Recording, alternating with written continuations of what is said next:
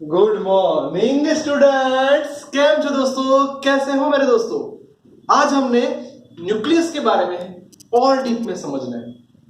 चलो, आपने last lecture में बोला कि न्यूक्लियस है, न्यूक्लियस के अंदर न्यूट्रॉन है, प्रोटॉन है। अब बात ये हो रही दोस्तों कि अब उनके बीच में कौन सा फोर्स लगेगा।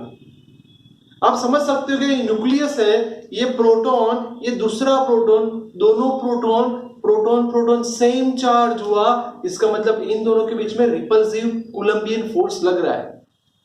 फिर भी दोस्तों ऐसा कोई फोर्स है जो ये दोनों को पकड़े रखे हैं, क्योंकि उनके साथ एक चार्ज लेस, जिसे हमने न्यूट्रॉन बोला था, वो भी न्यूक्लियस के अंदर मौजूद है। तो क्या होता है कि प्रोटॉन प्रोटॉन और प्रोटॉन न्यूट्रॉन, इन दोनों के बीच में एक स्ट्रॉन्ग एट्रैक्टिव फोर्स लग रहा है, जिसको हम बोलेंगे स्ट्रॉन्ग न्यूक्लियर फोर्स। जबकि याद करो दोस्तों, कूलम्बियन फोर्स क्या होता है? पॉजिटिव पॉजिटिव रिपेल करेगा, पॉजिटिव नेगेटिव अट्रैक्ट करेगा। जबकि ये स्ट्रॉन्ग न्यूक्लियर फोर्स है, सबसे स्ट्रॉन्ग है, बट ये शॉर्ट रेंज वाला है। वो नहीं देखता कि सामने वाला पॉजिटिव है कि नेगेटिव है, वो चार्ज पे डिपेंडेड नहीं है। याद रखना, strong nuclear force do not depend on the charge. वो चार्ज पे डिपेंड ही नहीं करता, सामने वाला कोई भी हो एट्रैक्टिव फोर्स लगाएगा, क्योंकि दो प्रोटॉन, दो न्यूट्रॉन एंड प्रोटॉन न्यूट्रॉन के बीच में एट्रैक्टिव फोर्स लगेगा, जिसे हम बोलेंगे दोस्तों स्ट्रॉन्ग न्यूक्लियर फोर्स। तो पहली चीज क्लियर हो गई कि शॉर्ट रेंज में है, ओनली एट्रैक्टिव फोर्स है। डेफिनेशन रैंडमली बना दी हमने, दो प्रोटॉन दो न्यूट्रॉन एंड प्रोटॉन न्यूट्रॉन के बीच में जो एट्रैक्टिव फोर्स लगेगा वो कूलम्बियन फोर्स के ज्यादा, उससे ज्यादा स्ट्रॉन्ग होगा। अब सर ध्यान से देखें तो ग्रेविटेशनल फोर्स मास पे डिपेंडेंट है। उसका फॉर्मूला हम जानते हैं, F proportional to m1 m2 by r²। Coulombian force यानी इलेक्ट्रिक फोर्स जो हम जानते हैं वो चार्ज पे डिपेंडेंट ये भी है। जबकि strong nuclear force in nucleons पे डिपेंडेंट है, वो कोई फॉर्मूला पे काम नहीं करता, या फिर उल्टा बोलो उसका कोई फॉर्मूला अभी तक हम ढूंढ नहीं पाए। इतना पक्का है कि ये एट्रैक्टिव फोर्स है जो लगातार अट्रैक्ट करता है। अब दोस्तों बारी ये आई कि साइंटिस्ट लोगों ने ये देखा कि जैसे जैसे न्यूक्लियस हैवी हो रहा है, यानी लाइट से हैवी न्यूक्लियस की तरफ जा रहे हो, तब न्यूट्रॉन की संख्या बढ़ रही है। जैसे ये ग्राफ आप देख सकते हो कि रेड मार्कर जो स्टेबल होनी चाहिए, जो हमें ये दिखाती है कि सर यहाँ पे न्यूट्रॉन और प्रोटॉन की वैल्यू इक्वल होनी चाहिए। जबकि आप सब जानते हो जब न्यूक्लियस हैवी हो जाएगा तब न्यूट्रॉन की वैल्यू प्रोटॉन से ज्यादा हो जाएगी। इसका मतलब क्या दोस्तों, न्यूट्रॉन की वैल्यू क्यों बढ़ गई? क्योंकि न्यूट्रॉन की वैल्यू, ध्यान से सुनना, न्यूट्रॉन और प्रोटॉन का रेशियो 1 से बड़ा हो गया। अब आपके माइंड में होना भी चाहिए कि सर ये न्यूट्रॉन क्यों? दोस्तों जब न्यूक्लियस हैवी होता है, सिंपल सी बात है, अगर मैं C612 लिख रहा हूं, ये मेरा छोटा सा कार्बन, 6 ही प्रोटॉन है, तो 6 ही प्रोटॉन दूसरे प्रोटॉन को रिपल्सिव फोर्स लगाएंगे, कूलम्बियन फोर्स।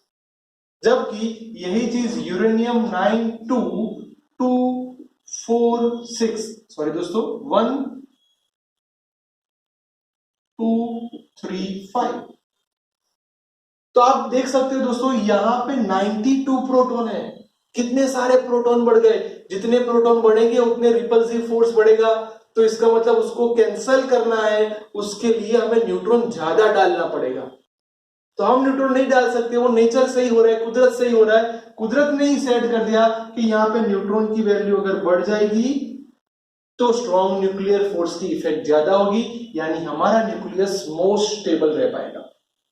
इसलिए दोस्तों ये अपने नेबर तक यानी शॉर्ट रेंज है दोस्तों, नेबर तक ही वो फोर्स लगाएगा।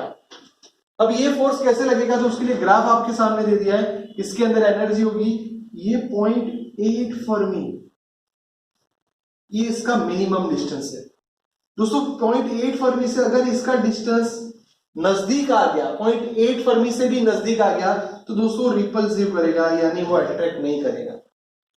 जबकि 0.8 से उसका वैल्यू ज्यादा होगा तो कंपल्सिव वो एट्रैक्टिव फोर्स लगेगा।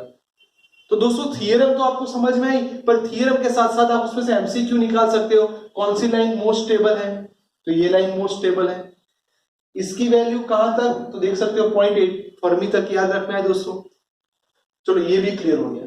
अब सर ये न्यूक्लियर फोर्स के कारण उसकी बाइंडिंग एनर्जी में इफेक्ट आ सकती है। हाँ दोस्तों, उसके कारण ही पता चला कि ये न्यूक्लियस मोस्ट स्टेबल है।